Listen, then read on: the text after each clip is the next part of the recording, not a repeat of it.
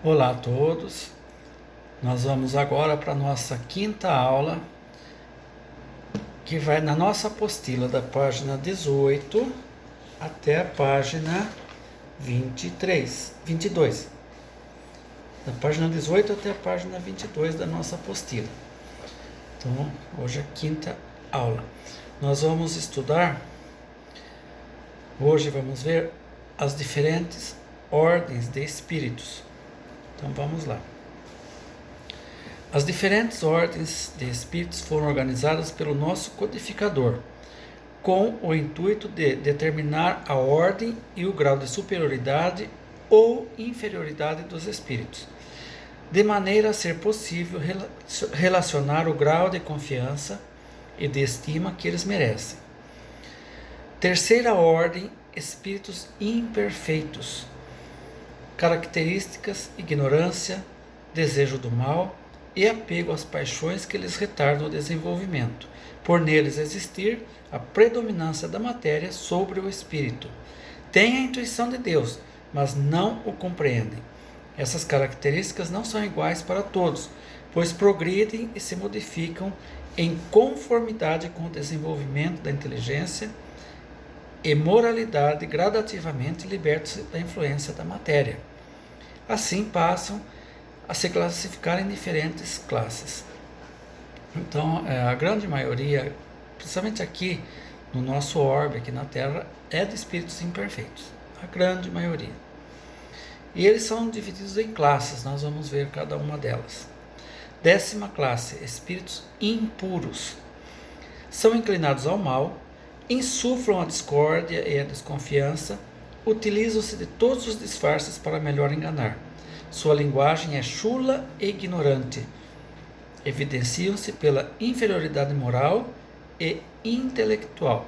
Então, numa reunião mediúnica, quando esses espíritos se manifestam, já imediatamente a gente consegue saber de que classe eles são. Aqui fala bem, né, dá os detalhes. Eles têm um linguajar assim bem baixo, né, bem chula, e vão falando coisas independente de ser verdade ou não. A gente já, pela sua forma de falar, a gente já percebe que ele é um espírito impuro. Eles chegam pedindo elementos materiais ainda, como cigarro, bebida, o álcool. Eles sentem falta desses elementos ainda, né? Então a gente já vê que eles são dessa classificação. A 9ª classe, espíritos levianos. São inconsequentes, malignos, ignorantes, zombeteiros, possuem uma linguagem muitas vezes espirituosa e alegre. Esses são a outra classe de espíritos que, assim, eles adoram a zombaria, eles adoram brincar com as pessoas, falar piada, dar risada. Então eles têm essa característica. 8ª classe, espíritos pseudo-sábios. Seus conhecimentos são bastante amplos, mas julgam saber muito mais do que realmente sabem. Sua linguagem é presunçosa e contém algumas verdades mescladas com os mais absurdos erros.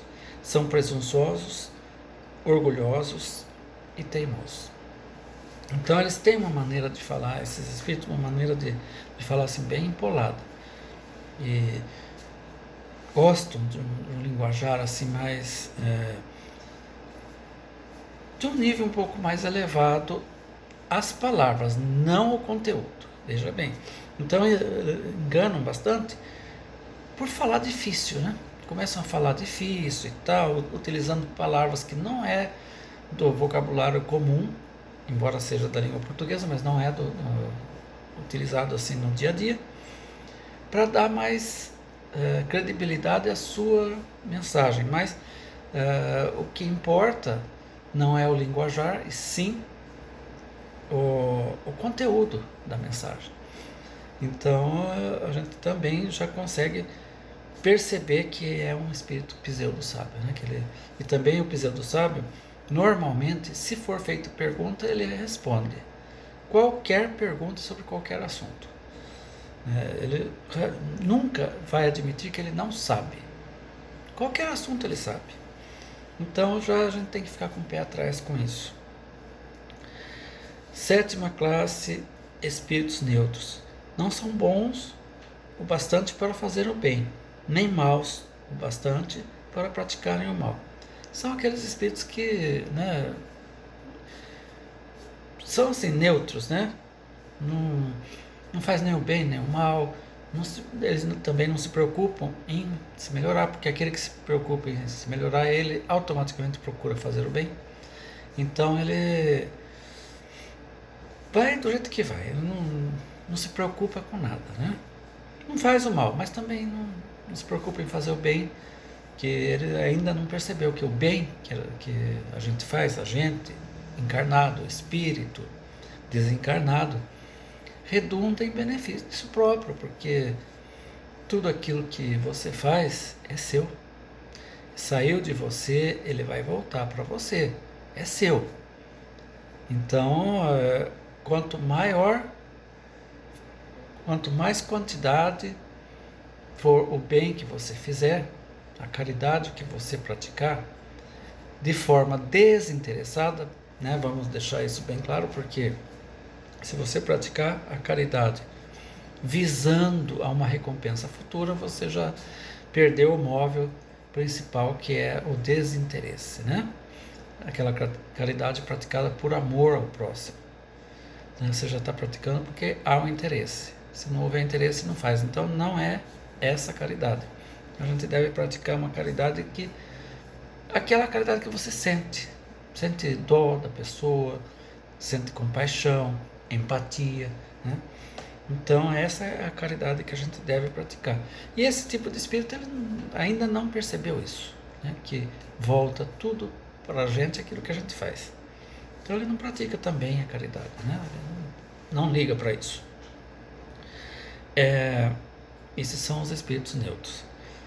A 6ª classe, espíritos batedores e perturbadores. Manifestam sua presença por efeitos sensíveis e físicos, golpes, movimento e deslocamento anormal de corpos sólidos, de ar, etc. Não formam propriamente uma classe especial na escala evolutiva. Podem pertencer a todas as classes da 3ª ordem.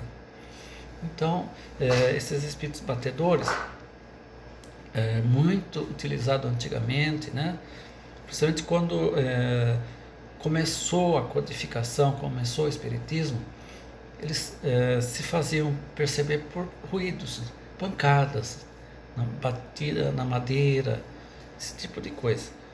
E eles faziam isso com o único intuito de se mostrar, de que alguém notasse a sua presença, alguém encarnado. Então eles são dessa 3ª ordem. Qualquer ordem, essa aqui, eles podem ser utilizados pelos espíritos superiores para produzir esses efeitos. Veja bem, não são utilizados como escravos, e sim como um prestador de serviço, vamos chamar assim, para ficar mais fácil o entendimento. Vamos agora para a 2ª ordem, espíritos bons. Caracterizam-se pelo predomínio do espírito sobre a matéria, pelo desejo do bem. Suas qualidades existem em razão do grau de evolução que atingiram. Uns possuem a ciência, outros a sabedoria e a bondade, compreendem Deus e sentem-se felizes quando fazem o bem e quando impedem o mal. Em suma, estão em busca da sabedoria e a moralidade. Os espíritos bons estão classificados da seguinte forma. 5ª classe, espíritos benévolos. Tem como principal qualidade a bondade. Neles o progresso realizou-se mais no sentido moral que intelectual.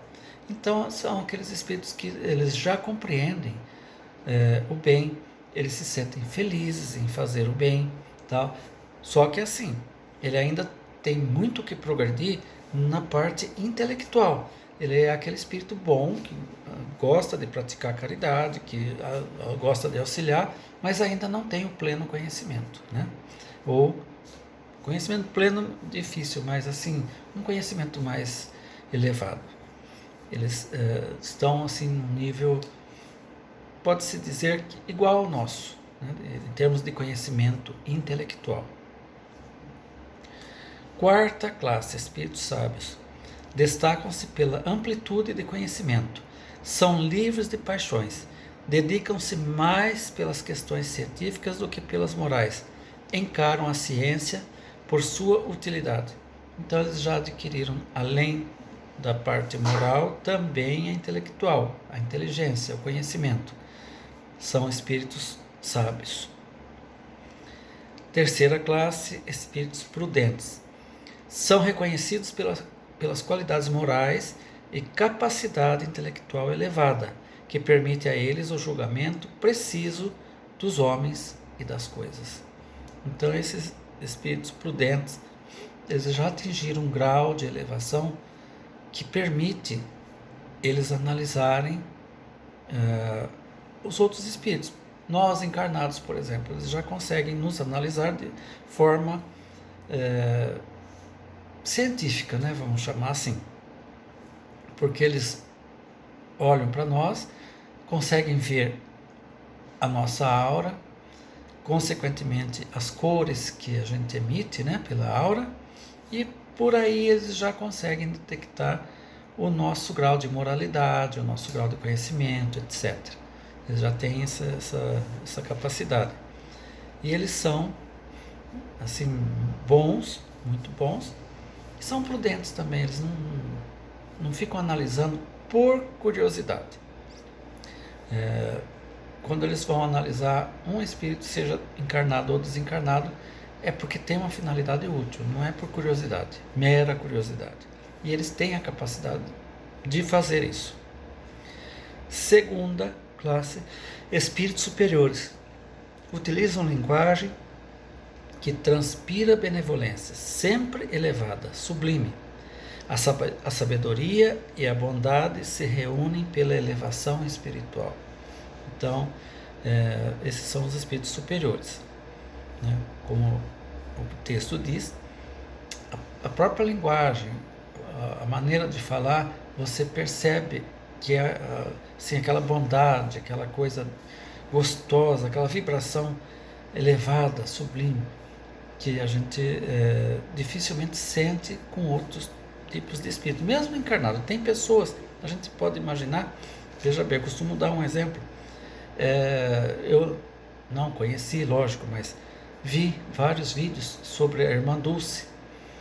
A maneira dela falar, aquela maneira suave, delicada, né, chegava a emocionar as pessoas, pelo simples fato de estar conversando com ela, né? A maneira simples dela falar, suave, doce, emocionava as pessoas, porque estava mostrando assim a elevação dela, a elevação que ela tinha, né?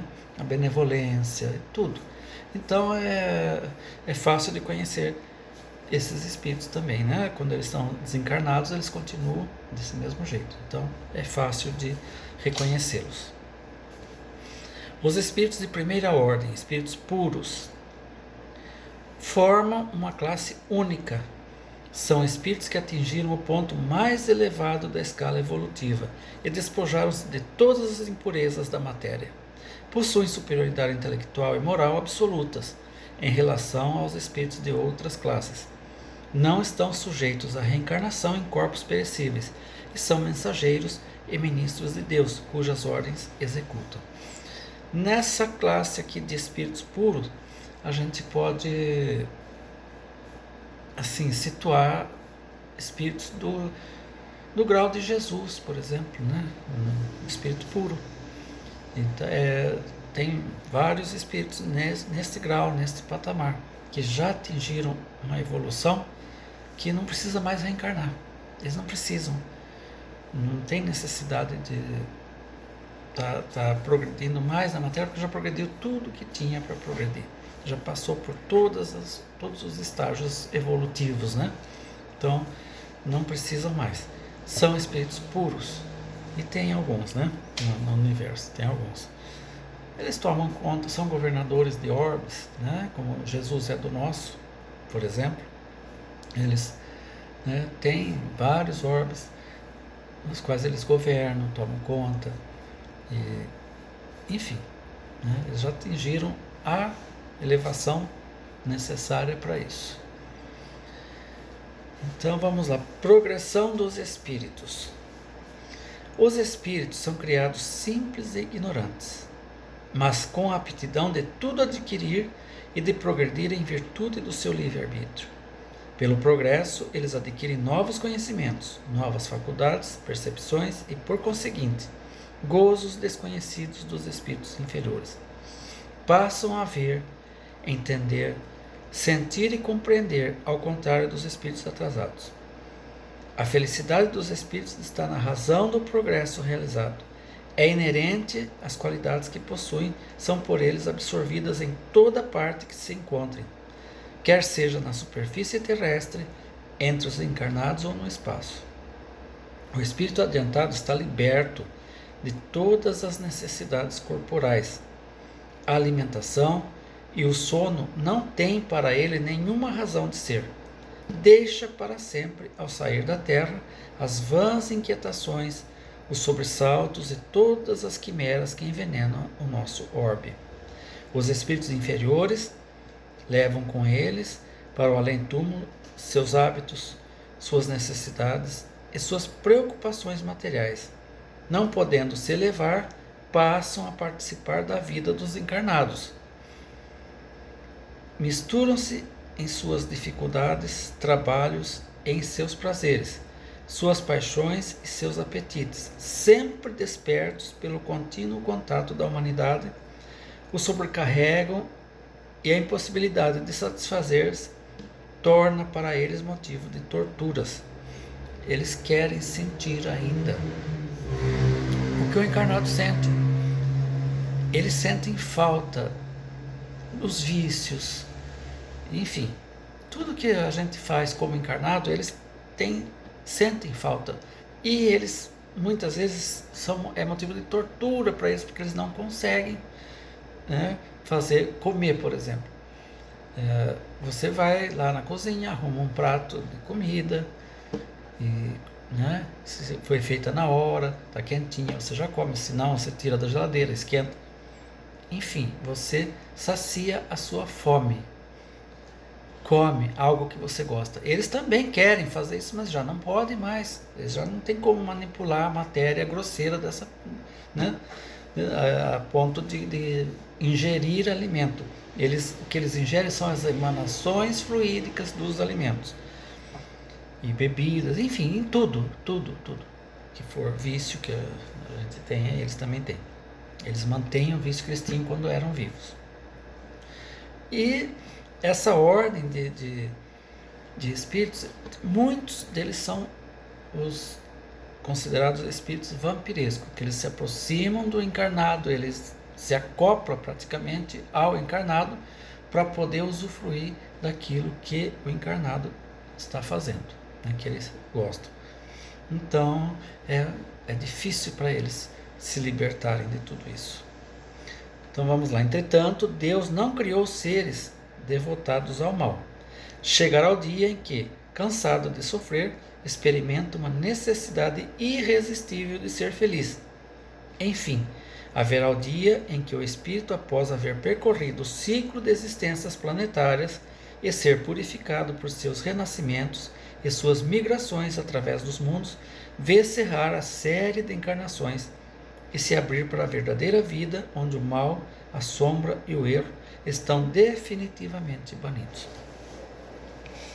Eles vão percorrer essa escala aqui, embora não esteja dizendo claramente, mas assim, quando ele atingiu o grau de conhecimento que a Terra pode oferecer, não tem mais nada para ele aprender aqui, ele vai para um outro mundo, imediatamente superior à Terra. Mas ele continua progredindo, se envolvendo, e vai reencarnando, e vai indo.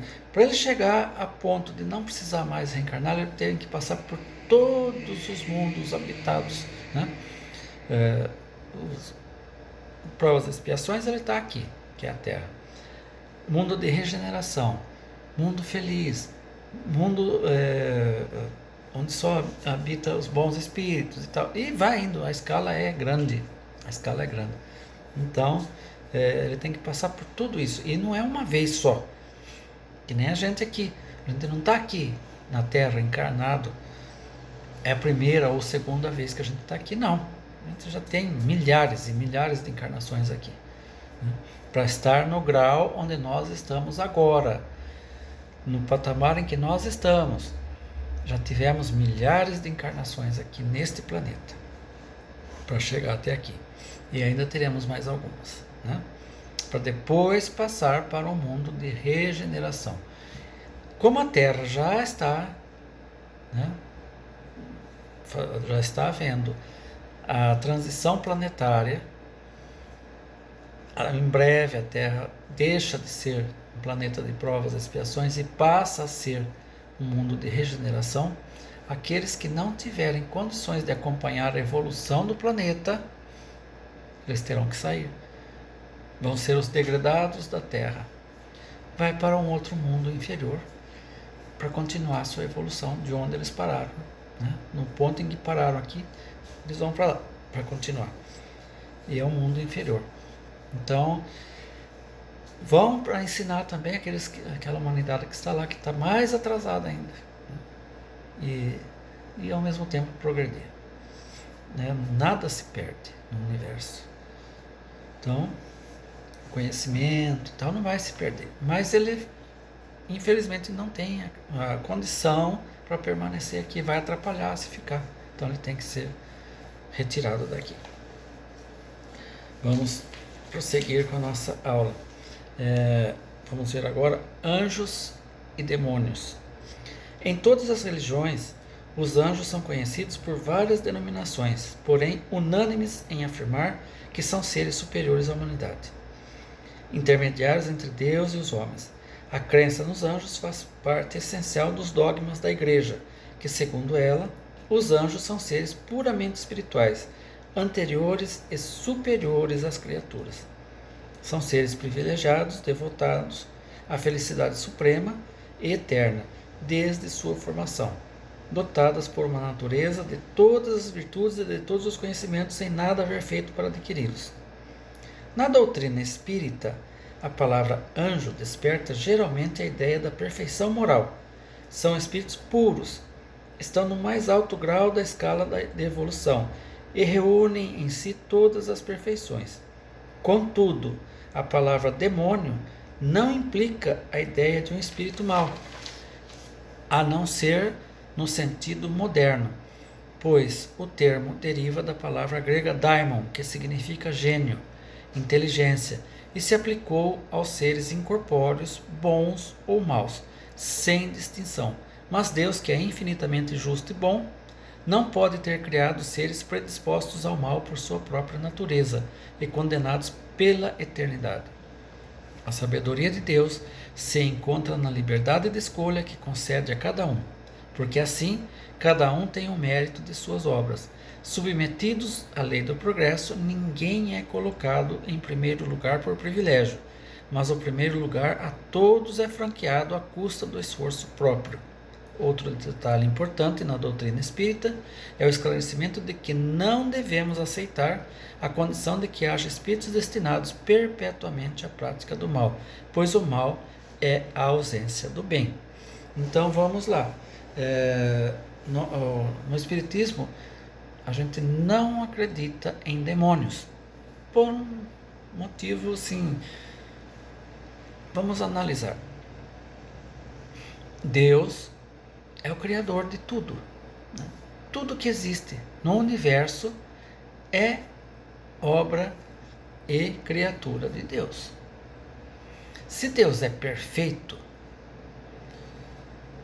soberanamente justo e bom, Ele não poderia ter criado seres como o demônio, por exemplo, que, né, segundo dizem, é um ser era um anjo que se revoltou contra Deus. Mas, espera aí, se é anjo, ele já é puro, ele não tem esse sentimento de inveja.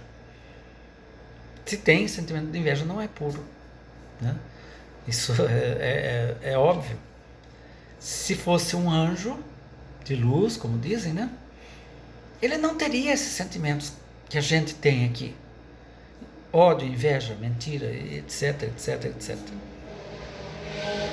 E se tinha, ele não era perfeito. Então, né, Deus criou um ser imperfeito. É difícil da gente engolir isso. Então a gente analisa da seguinte maneira. Tudo que Deus cria e faz é perfeito, é puro, tá? Só que Deus não dá privilégios para ninguém. Ele cria todos da mesma forma.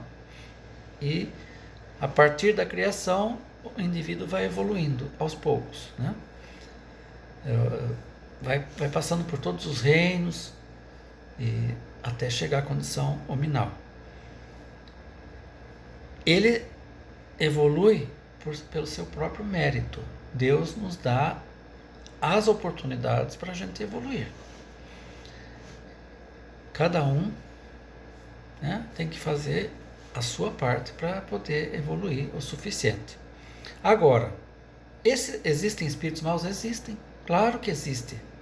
Aqueles que ainda não progrediram o suficiente, porque o progresso não é somente o intelectual ou somente o moral. Os dois caminham junto. Para você ser um espírito elevado, um espírito puro, você tem que ter o seu lado moral elevado e o seu lado intelectual também. E o que acontece com muitos espíritos é que desenvolveu muito ou, né, bastante o lado intelectual e o moral não desenvolveu, ficou parado.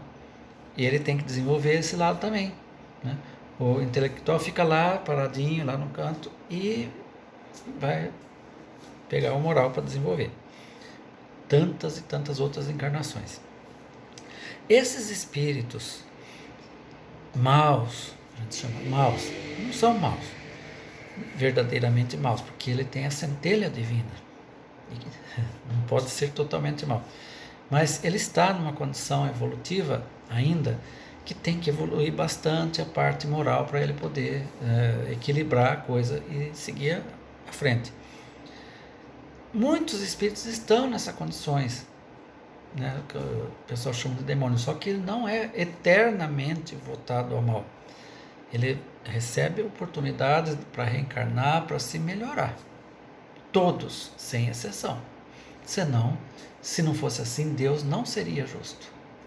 Ele dá oportunidade para que eu possa progredir, para você, e para o outro lá não. Porque ele lá está voltado ao mal eternamente. Né? Deus é muito mais que isso. É superior a tudo isso. Então a gente precisa começar a enxergar Deus de uma outra maneira que não seja exclusivamente trazendo ele aqui, puxando assim, ao nosso patamar. Nós temos que subir, procurar subir e não puxar Deus para o nosso plano. Porque nós ainda somos espíritos muito, muito atrasados. E para a gente tem muito que progredir. E querer achar que Deus tem os mesmos sentimentos que a gente, que ele se magoa, que ele se vinga, que ele castiga, que ele faz, é trazer Deus ao nosso patamar. E isso está errado. Nós temos que subir e aprender a ver de uma outra forma. Então, por esse simples fato, a gente não acredita em demônios que são seres voltados perpetuamente ao mal. Não. Existem sim espíritos maus, inferiores, que fazem tanto quanto ou até mais, pior assim, que os demônios. Mas eles são espíritos que estão em evolução, que vai ser dada a oportunidade para que eles possam evoluir também. Tá? Então vamos lá para a nossa aula, não se alongar muito. Vamos ver o perispírito. O que é perispírito? A introdução. Vamos ver a introdução do perispírito. Há nos homens 3 elementos fundamentais a serem considerados: o corpo, ou ser material, semelhante ao dos animais; a alma, ou ser imaterial, que é o espírito encarnado. E o perispírito é o laço que une a alma ao corpo, princípio intermediário entre a matéria e o espírito. Para dar uma ideia do que seja o perispírito, Allan Kardec usou uma comparação muito apropriada ao afirmar como a semente de um fruto é envolvida por um perisperma. O espírito propriamente dito também é revestido por um envoltório que, por analogia, se pode chamar de perispírito.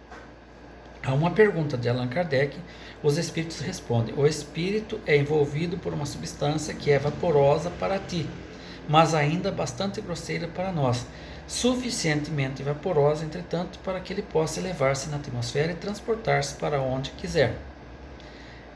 Esta resposta dos espíritos é genérica, já que a capacidade de cada um está condicionada ao grau de evolução do espírito, pois nem todos estão em condições de evolutar.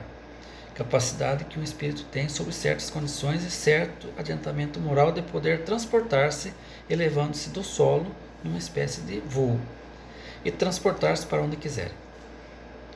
Precisa ter um pouco de evolução para isso, não é todo espírito que consegue fazer.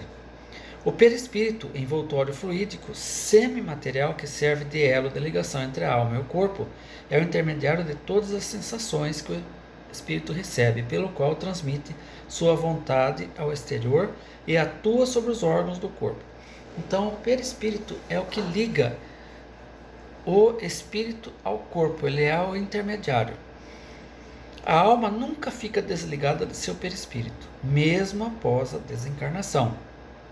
Qualquer que seja o grau em que se encontre, o espírito está sempre revestido de um envoltório, cuja natureza se eteriza à medida que ele se depura e se eleva na hierarquia espiritual.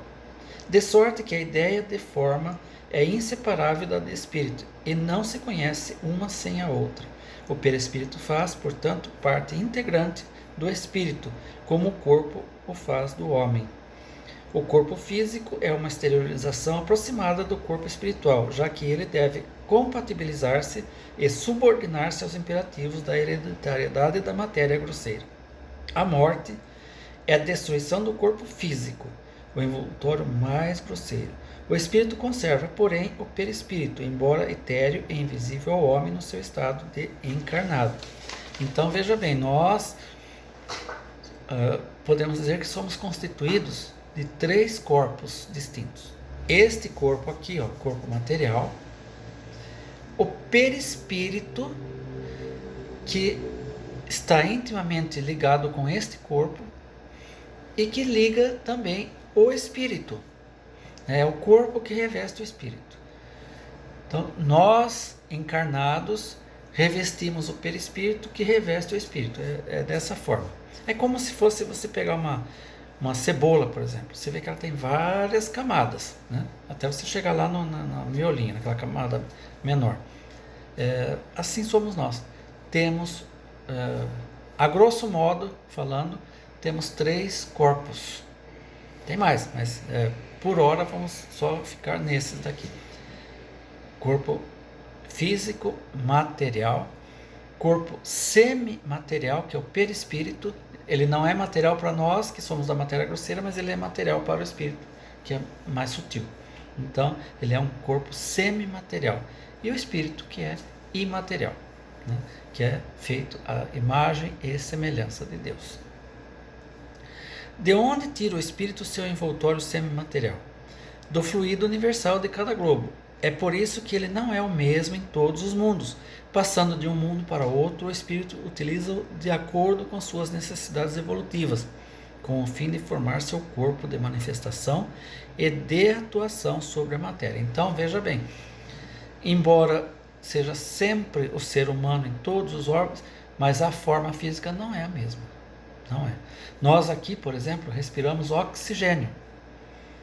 Tem outros órgãos que não têm oxigênio. É outra coisa que se respira. A vida lá se desenvolve de outra forma. São outros tipos de corpos, embora seja humano, sempre humano, mas com outras características. E o perispírito também, ele se reveste da forma que é naquele órgão. É diferente. Tá? Então, é meio complicado isso, porque a gente acha que o ser humano é sempre a mesma coisa, o corpo físico não é assim. Veja bem, aqui a tendência é a gente ver que nós evoluímos a partir do macaco, né? E o macaco ele tem 98% de compatibilidade com o ser humano, né? O DNA, tudo. Então, provavelmente nós evoluímos do macaco, por isso que nós temos características muito semelhantes. Mas tem outro planeta, por exemplo, estou dando um exemplo fictício para compreensão, tá? Não vão tomar isso ao pé da letra. Por exemplo, em outro órgão, ele evoluiu do jacaré, tá? Do lagarto. Então a forma física é diferente. É humano, mas é diferente. Entenderam? Vai ter as características do jacaré, do lagarto. Eu estou falando isso aqui, simplesmente, não tomem ao pé da letra. Estou fazendo uma comparação fictícia para poder explicar que são diferentes. A humanidade, em cada globo, tem uma constituição física diferente da nossa aqui. Mas é humana, a mesma coisa. Tá? Com conhecimento, tudo igualzinho.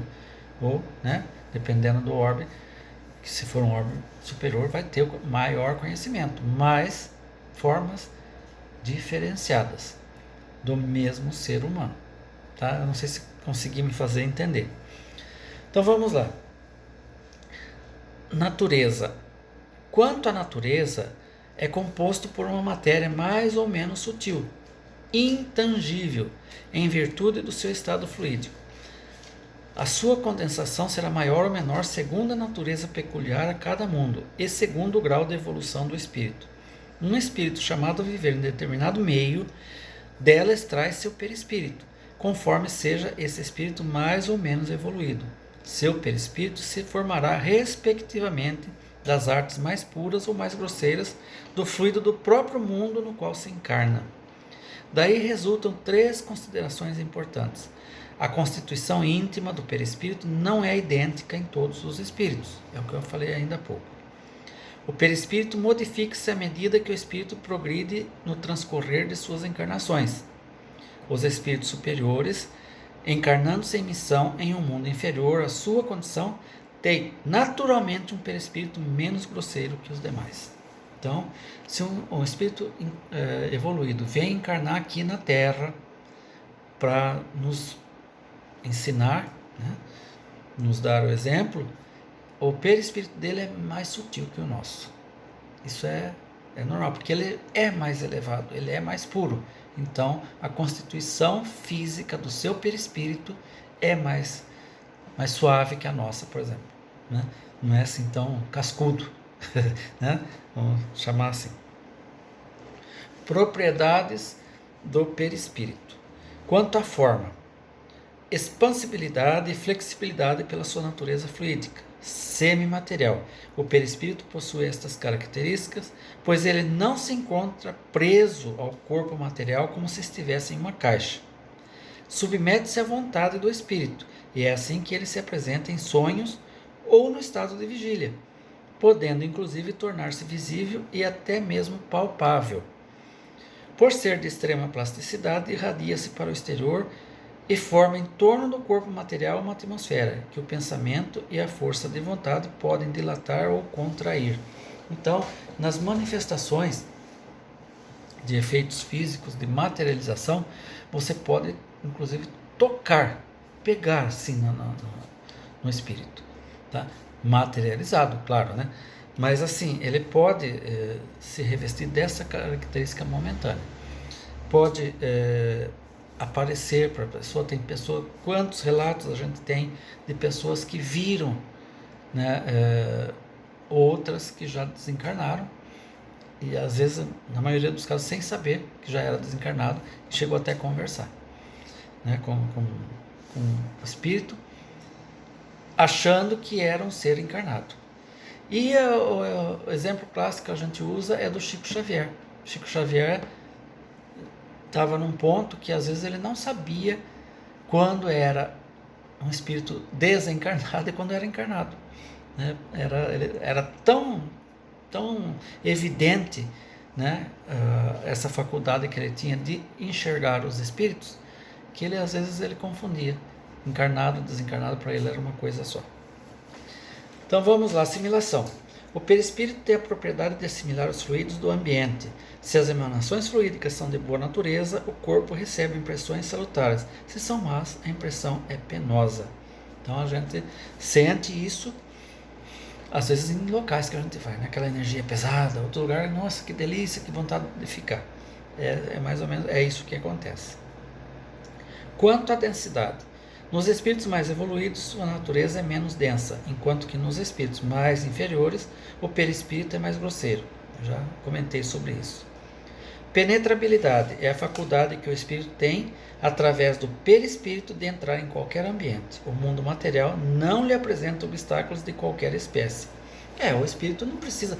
Essa parede que vocês estão vendo aqui atrás de mim, essa porta, o espírito atravessa por ela tranquilamente, porque ela é material e ele... O corpo do perispírito é semimaterial, então ele consegue passar pela porta, pela parede, sem nenhum problema.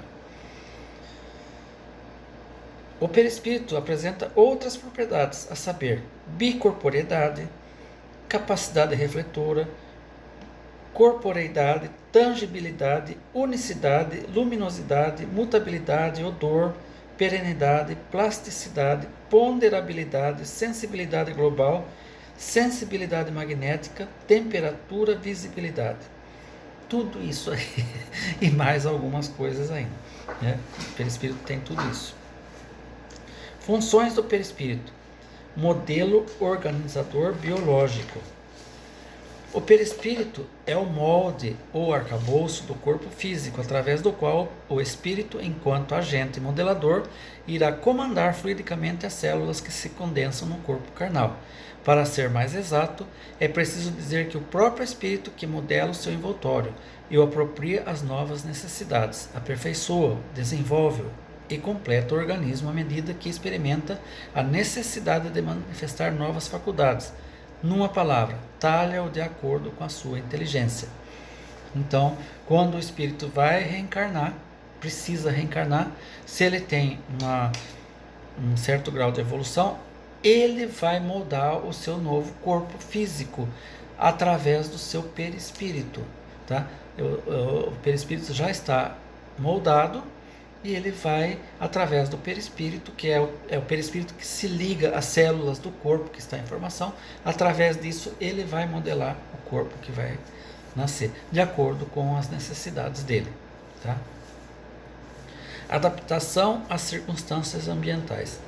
Sendo intermediário entre o espírito e o corpo físico, o perispírito permite ao espírito o acesso à adaptação e às circunstâncias ambientais, recebendo sensações do espírito e, ao mesmo tempo, transmitindo sua vontade sobre os órgãos do corpo físico. Efetivamente, é o perispírito que torna o espírito sensível ao mundo natural, agindo e reagindo ao ambiente.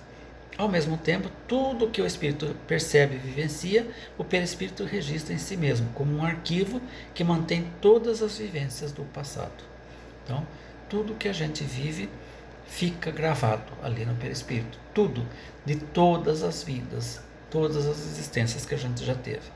Então, isso é uma faculdade natural do perispírito. Tudo o que o espírito percebe e vivencia no ambiente natural, o perispírito registra em si mesmo, como uma memória orgânica que guarda toda atividade reflexa e automática. É como se fosse um gravador. Portanto, sob o aspecto biológico, o perispírito é o arquivo das alterações físicas. Sobre o aspecto moral, ele é apenas a exteriorização dos pensamentos do espírito, revelando assim seu grau de evolução espiritual. Não são apenas Estas as funções e propriedades do perispírito. Existem outras aqui não relacionadas.